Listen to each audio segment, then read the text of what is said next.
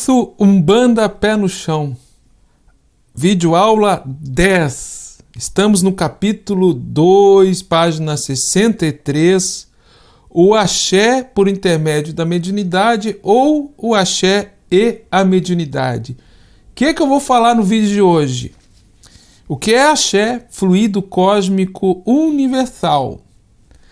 Captação de axé e o seu fluxo no ser humano. Axé na manifestação mediúnica. Liberação de axé nos ritos. Como axé é redistribuído. O papel de Exu no deslocamento do axé. Muito importante, a preservação do tônus vital dos médiuns e como é a movimentação do axé no Umbanda. Uma aula muito importante no contexto do conteúdo do livro Umbanda Pé no Chão. Mas antes de nós começarmos, um minutinho eu peço para você ficar com a gente até o final.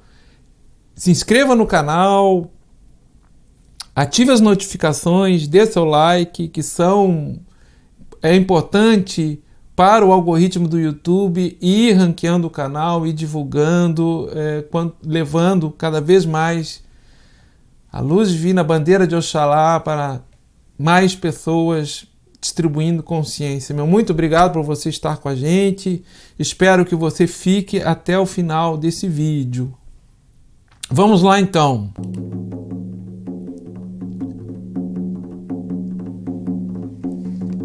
Aula 10, capítulo 2 do livro Umbanda Pé no Chão, página 63, o axé por intermédio da mediunidade. O livro, ele é referência de estudo, de preferência você deve estar com o livro e acompanhar as videoaulas. Se você não tiver, tudo bem, só que você vai ter um pouco de dificuldade para aprofundamento dos temas, porque as aulas são de reforço, são de apoio ao seu estudo individual. Mas afinal, o que é axé? O que é axé? Vocês estão vendo aí umas folhas de capim, né? Balançando na brisa, ao vento. Isso aí está repleto de axé. Está repleto de oxigênio, de prana, se for próximo à natureza. Então, axé, fazendo uma correlação com as tradições do Oriente, é prana, e prana é o fluido cósmico universal. Então, estamos falando praticamente da mesma coisa. Prana quer dizer sopro da vida. E nós temos aquele mito em que o Ludumare sopra no nariz do bonequinho de barro feito por Oxalá, que seria o oleiro divino, sopra e anima a vida, o barro que foi fornecido por Nanã. Então, dentro da mitologia, a gente já encontra referência da importância do prana, do axé, o sopro da vida. O sopro da vida na tradição do Oriente, que tem correlação com esse mito da religião tradicional iorubá. Então, podemos definir axé como a vibração que dinamiza e vitaliza todo o cosmo manifestado. Tudo que tem vida, tudo que está manifestado no campo da forma, está localizado materialmente, fisicamente. Para a nossa compreensão, obviamente que o axé é muito mais do que isso. Ele tem axé, é dinamizado e vitalizado por axé. Então tudo tem axé, principalmente em pontos de força da natureza, onde vibram também os orixás, é preenchido de axé. Então quando a gente vai dar uma caminhada no campo, numa praça, numa mata que tem árvores e tem uma brisa, tem o sol, a gente se vitaliza, nos dinamiza e nos vitaliza o corpo etéreo, astral e físico. Captação do axé e seu fluxo no ser humano. É importante nós compreendermos isso aí, que independente de tradição, a fisiologia da captação e do movimento do axé no ser humano ele acontece de uma maneira igual, né? Então, o axé e seu fluxo no ser humano é a sustentação biológica e espiritual da vida. Sem axé, não tem consciência, ou seja, sem o axé, sem esse fluxo de captação de prana, a consciência sai do corpo, o que nós entendemos como morte. Esta animação que vocês estão vendo ali ao longo da coluna vertebral, o axé está muito vinculado ao ar que nós respiramos. É a principal fonte de captação de axé ou de prana, além dos alimentos. Então ele entra pelo bulbo raquiano que está na nuca, atrás da cabeça, e a partir daí ele é distribuído ao longo da coluna vertebral pelos chakras e através dos chakras pelos nadis e meridianos para todo o corpo, até ele se condensar no interior das células. É uma substância quintessenciada que acompanha o oxigênio, a respiração, mas não é o oxigênio. O ato da respiração, ele está sempre captando o axé, se redistribui e se condensa no interior das células, uma substância etéreo-física que sustenta toda a vida, anima. A captação de axé também está nos alimentos. Eu vou falar depois dos ritos, essa outra animação das frutas, ali vou explicar o que é quando nós chegarmos lá, mas basicamente a estrutura é essa aí. Por isso que na Umbanda nós fazemos o amaci no bulbo raquiano, ali atrás da nuca. Ali seria a principal abertura, a boca de Exu ou a boca de Brahman que tudo come, ou seja, todo fluido, todo axé no microcosmo humano está sendo digerido, captado por esta entrada. Obviamente que também tem a ver com os nossos pensamentos. Pensamento ruim, obviamente vamos captar um prana ruim, um axé ruim.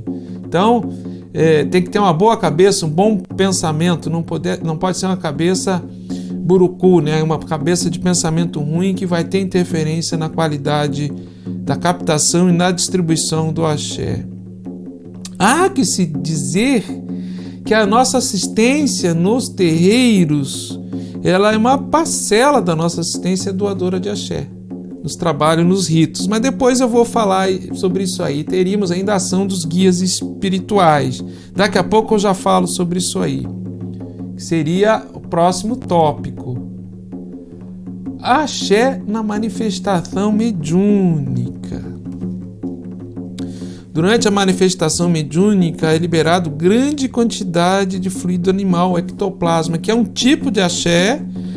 Lembra que eu falei que desce ao longo da coluna vertebral, é redistribuído pelos chakras, nadis, meridianos, até o interior das células como uma substância etéreo-física?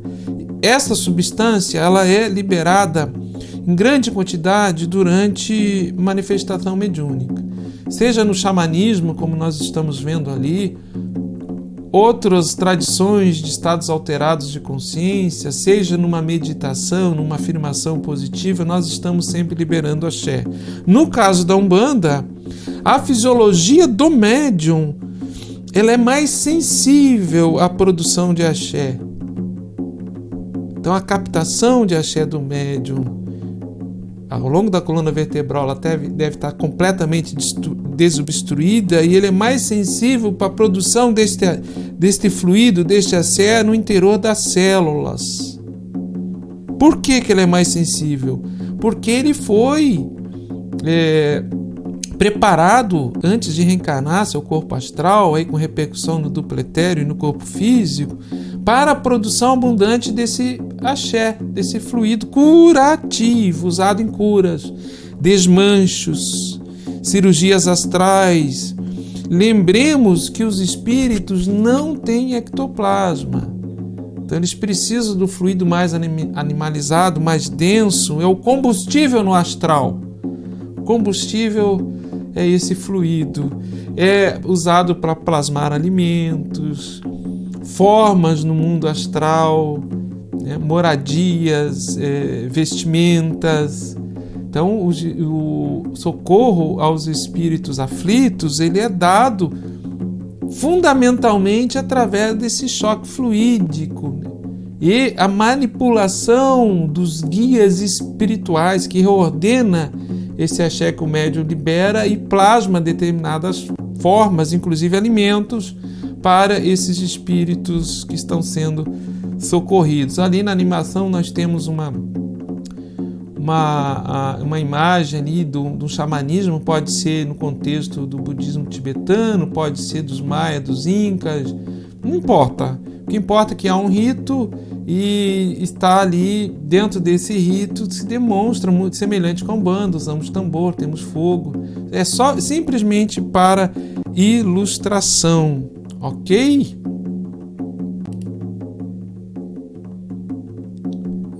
A liberação do axé nos ritos. Continuando, a animação ali está mostrando o xamã ali frente ao fogo. Nós temos na animação de fundo, um puja. Até eu vou fechar aqui para vocês verem melhor. Perdão. Para vocês verem melhor, olha a imagem de fundo. Essa primeira imagem aqui que eu botei, essa imagem de fundo é um Agni Puja, quer dizer, um ritual de fogo com oferenda dentro do contexto védico, da tradição védica, do Oriente, do Yoga, do Tantra Yoga. Então a Umbanda tem muita semelhança com o Tantra Yoga, que usa os elementos, invoca os tattvas, as forças da natureza, os tattvas planetários de ar, terra, fogo e água. Tudo isso num rito ordenado com palavras de encantamento, com palavras de evocações, com cantos e cantos de mantra. No caso da Umbanda, são pontos cantados. Tudo isso contribui para a liberação intencional de axé.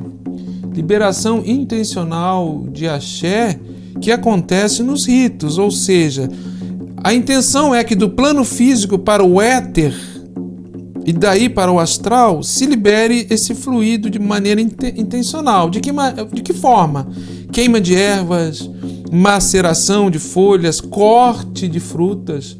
Então, na Umbanda, nós fazemos o corte ritual, sim, quando nós cortamos uma fruta, colocamos num rito de Oxóssi ou num preceito com finalidade curativa ou de reposição de axé, correção do axé pessoal do indivíduo que está fazendo aquele preceito, do médium, para correção daquele bloqueio do fluxo de axé. Então, dependendo da sua afinidade com o seu Eledá, com o orixá que o rege, determinadas frutas e outros elementos são afins com aquele axé que quer se repor. Então, do plano físico para o éter e daí para o astral, intencionalmente. Usamos queima de ervas, maceração, corte de frutas, perfumes, água, bebidas, folhas e flores. Ok?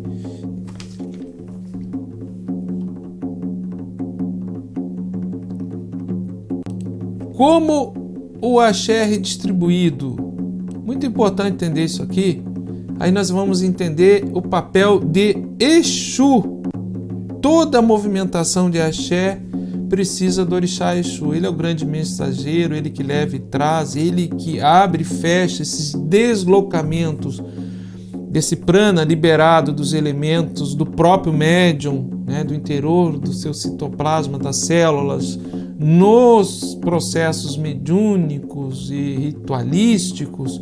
Tem que ter o empoderamento do orixá Exu, de Exu, seu poder de realização, seu poder volitivo, para essas passagens estarem sendo realizadas. Então, sem Exu, não é possível. Se libera o fluido, mas ele fica só no plano físico. Ele não é encantado, ele não é redistribuído, ele não é potencializado. Então, quando você usa um determinado elemento, ou inclusive o médium, quando ele está trabalhando, está dando um passe, este fluido que está sendo doado, junto com os cantos, junto com as palavras de consagração, de encantamento, de invocações, mas notadamente através dos cantos que são mantras, né, que invocam a força dos orixás, esse fluido ele é deslocado para o éter, ele é quintessenciado e daí ele entra no plano astral, mas Exu precisa dar passagem para isso aí. E o poder mental do guia espiritual que está conduzindo tudo isso aí. Então o guia espiritual está sempre trabalhando com Exu, está sempre trabalhando com o orixá necessário para aquele momento. A animação que vocês estão vendo aí, imagine o núcleo de uma célula e o seu citoplasma liberando axé. Todo o movimento no entorno desta célula, esse fluido que está saindo, esse movimento em espiral é Exu.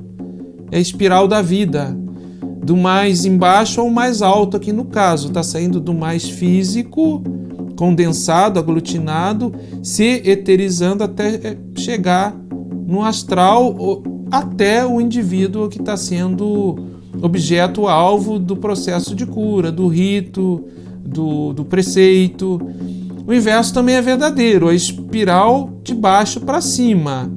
É o prana que desce, o axé que desce e forma toda a vida no cosmos, como eu disse no início, a vibração que dinamiza e vitaliza todo o cosmos manifestado. A espiral de Exu estaria de cima para baixo. Então, é uma via de duas mãos. Ela vai até o mais alto, até Olodumare, e desce até o mais embaixo, não só no plano físico, no interior do citoplasma da célula do médium e dos elementos e das frutas, das folhas, das bebidas, mas vai no seu deslocamento através do orixá Exu e da atuação do guia espiritual através da mediunidade até o mais embaixo, lá nas zonas de umbral, as zonas de aflição, onde esses espíritos desvitalizados, sem axé, precisam ser erguidos, socorridos, levantados, vitalizados. Então, um trabalho bem profundo,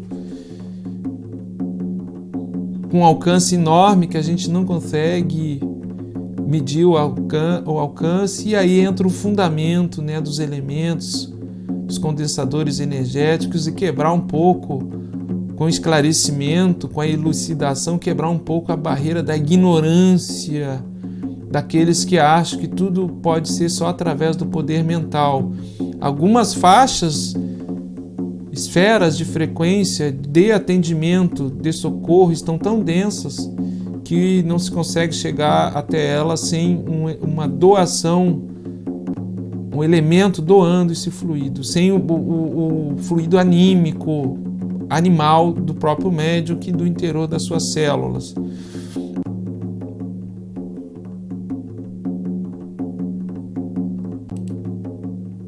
Preservação do tônus vital, ou do axé. Isso é muito importante. Além de preceitos, além de uma boa alimentação, esse fluxo de axé ao longo da coluna vertebral, de captação na nuca, redistribuição ao longo da coluna vertebral, né, até o cóccix, e a partir daí ele é canalizado, ele escoa pelos nadis e meridianos, chegando a todas as células do corpo. A preservação desse tônus vital é muito importante. É uma boa alimentação, um bom sono, uma mente com bons pensamentos, contatos frequentes com a natureza. Quer dizer, a animação ali tem uma menina cheirando, né, o odor, uma fragrância de uma flor ali. Isso é muito importante. As flores liberam muito prana. Então, cabe a cada um de nós preservar esse fluxo. E o médium em especial, que está vinculado a um compromisso regular de caridade, ele se doa, seja no passe, no magnetismo, ele tem o dever de ser esclarecido e de se esclarecer e compreender o que ele tem que fazer para manter esse axé saudável, sem descompensações, sem quebra. Não é só a mente, não é só o emocional, a alimentação também. Então, preferencialmente no trabalho de cura, E no trabalho mediúnico, de uma maneira geral, não comer carne 48 horas antes, não tomar alcoólicos. Se for possível, na escolha do indivíduo, sem violência pessoal, ele se tornar vegetariano, melhor ainda, porque o seu tônus vai estar sempre mais sutil e mais afim com a manipulação que os guias espirituais precisam dar no astral, nesse processo de intencional de eterizar, de liberar para o éter e daí para o astral esses fluidos. Preceitos pontuais corrigem os bloqueios, nesse fluxo de axé. Preceitos pontuais, um banho de ervas, uma caminhada na natureza, alguns elementos, aí preceito por orixá, de acordo com o teu eledá, com a quebra de axé naquele momento no teu tônus, pessoal, aí o sacerdote, o dirigente, o guia-chefe orientam, nas casas que tem esse fundamento. E para encerrarmos, diria que na Umbanda todo movimento de axé é mediúnico. Entraríamos na questão da Umbanda e o poder da mediunidade. As duas coisas andam juntos, Só o elemento, só o axé, só a invocação na Umbanda ficaria perneta. Teríamos que ter a outra perna, que é a perna da mediunidade. Umbanda e o poder da mediunidade. W. da Mata e Silva tem um livro com esse título, se eu não me engano, Umbanda e o poder da mediunidade, muito bom, que ele fala sobre isso aí. E fica essa animação aí de fundo quanto ao uso de frutas e elementos ofertados aí no rito védico, tradição que tem mais de 6.000 anos, Agni Puja, um ritual do fogo. Então esse é mais antigo do que o homem no planeta, porque essas orientações, elas foram recebidas pelos rishis, antigos sábios, em estado superior e alterado de consciência, direto de esferas superiores. Pessoal, deixa seu like aí, se inscreva no canal, ative as notificações, nos ajude a construir o canal Universalista EAD, levando para todos os horizontes a bandeira de Oxalá. Ensino à distância completamente gratuito. Meu muito obrigado, deixe seus comentários. Até a próxima oportunidade com a videoaula 11.